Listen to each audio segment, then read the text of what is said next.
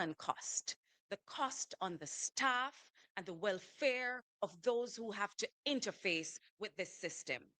Our leader of the opposition, Mark Goldin, will play for you play by play what has happened since this crisis began unfolding. After which, Dr. Dawes will take you with the facts, and you then will have to make the decisions. We'll take your question after the break when we come back. Good morning. I'll go first. So many have been wondering, why did we take so long to do a press conference? And it's a simple reason. After every scandal that he has faced, the Minister of Health has gone on a cross-country tour and gone on every talk show and produce a lot of news to drown out whatever it is that we're bringing attention to. And as a result of that, he has been able to escape time and time again, scandal after scandal. So we decided to do things a little bit different. So we brought things out in the media in a creative way. And then we allowed the minister to do his usual tours. And you would have seen over the last few days that he has gone to most of the hospitals. There have been a lot of sound bites, a lot of stories. He has been on a lot of talk shows. And all of this has served to kill the discourse of what is happening at the university hospital. So now that he has done what he usually does, we are now going to have the press conference that so many are dying for. So we want to bring back the attention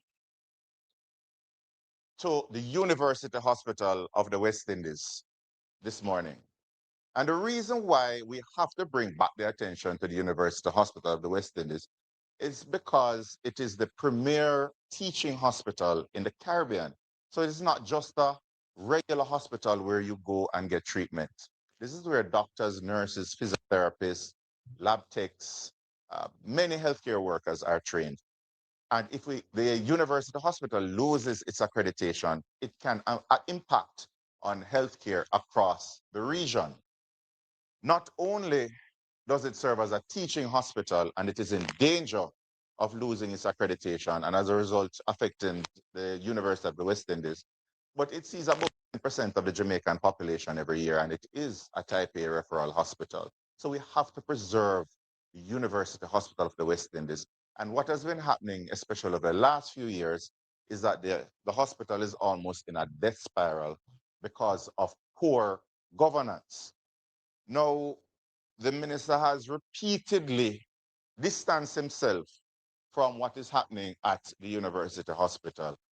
And he has basically cast blame on the departmental heads.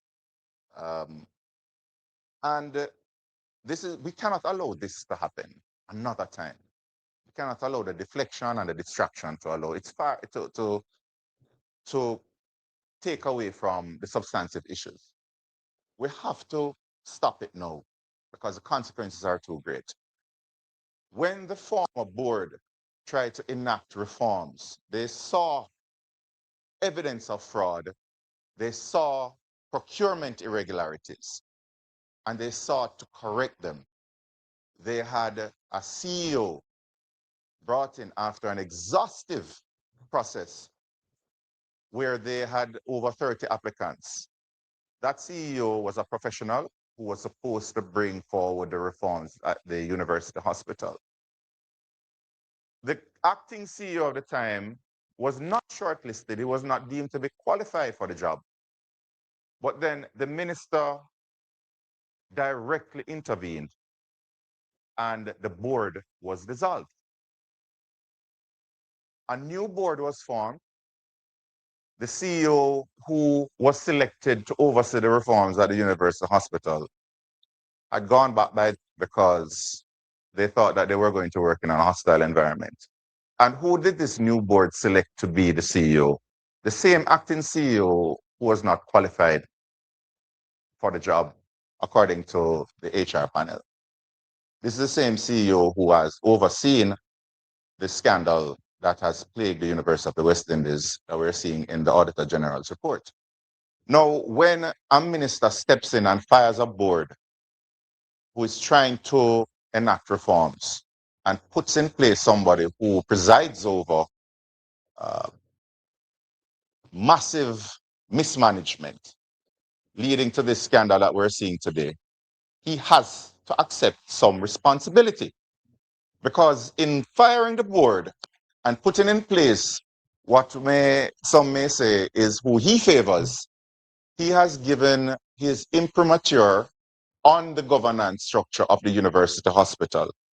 And then those who he favors, they go around acting, in the words of the staff, like absolute monarchs. And this has led to an HR crisis at the university hospital where disaffected staff have written letters of complaints, where they've had meetings where the notes have been sent to the board, crying out for change. They have highlighted procurement issues, irregularities. They have been sidelined from the process. There has been a mismatch between what they need to function properly and the needs of the senior management of the university hospital, leading to dysfunctional equipment and services not being able to attend to patients because there's been a reliance on infrastructural developments rather than giving them the tools they need to work with. We have to mention, of course, the Sagicor Foundation's donation to the hospital. And it is being spun as if we are attacking a private sector entity. No, we're not. We feel sorry for Sagicor because Sagicor had all good intentions to help the pediatric unit at the university hospital. The pediatricians were very involved in the Sagicor Foundation's efforts to raise the funds. But then Sagicor was misled, hoodwinked, taken for a ride by senior managers at the university hospital who told them that the pediatric department had bought into the reallocation of the resources. So instead of the $75 million going towards the pediatric ward that it was initially earmarked for, it went towards a CT scanner purchase. And the poor organization, not knowing what was going on, went along with it. The pediatricians were basically told by some managers that they are not getting the money. The money is going to be used elsewhere, and they have no say in the matter. In their words, they feel like they were used. And it's situations like this that has led to low staff morale and has led to poor service at the University Hospital of the West Indies. And if it continues this way, you're going to see the death of a regional institution. Now, when you speak about reforms, immediately after the tabling of the Auditor General's report, when it became public, the minister announced a panel to look into the operations of the hospital and what exactly could have been done to prevent this scandal from unfolding. And it seems genuine when you look at it, that we're seeing the report coming out and then the minister taking decisive action less than 24 hours later. But they knew about the report from last year. Why wasn't this panel announced last year? Because the panel is only to serve as a distraction for you to wait 4 months, lose interest, and then you would move on to another scandal somewhere else, maybe Cornwall Regional, and then this matter would die a slow and painful death. But the minister did not need to empanel another set of individuals to look into the findings of the Auditor General report. In fact, there was already an investigative report, and this was submitted to the board from November last year.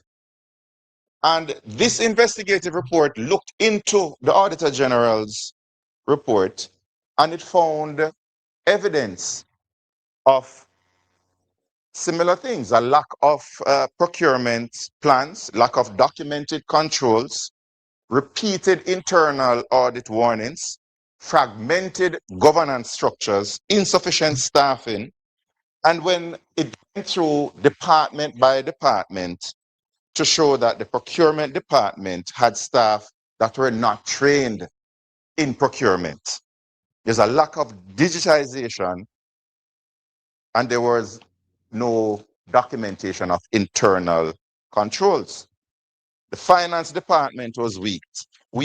The internal audit department, they repeatedly flagged issues, but no action taken by management or the audit committee. And of course, they had insufficient staffing and insufficient space to perform their duties. You look again at system-wide governance failures.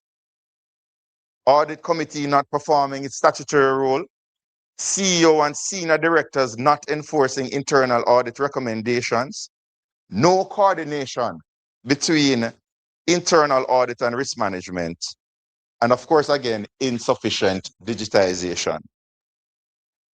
The office of the CEO was flagged repeatedly for breaches. The CEO, reading from the internal audit, the internal investigative report, the CEO confirms ultimate responsibility for operational decisions, including procurement approvals. We know where the buck stops and we know who allowed the buck to stop there. So we do have not just the findings, but we have the recommendations.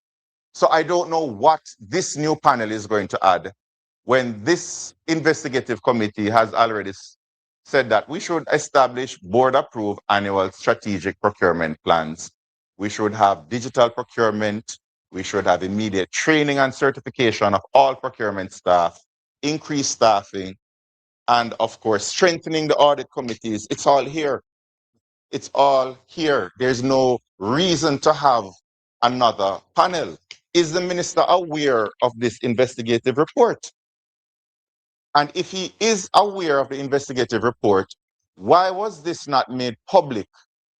And why is he creating another panel instead of insisting on these changes?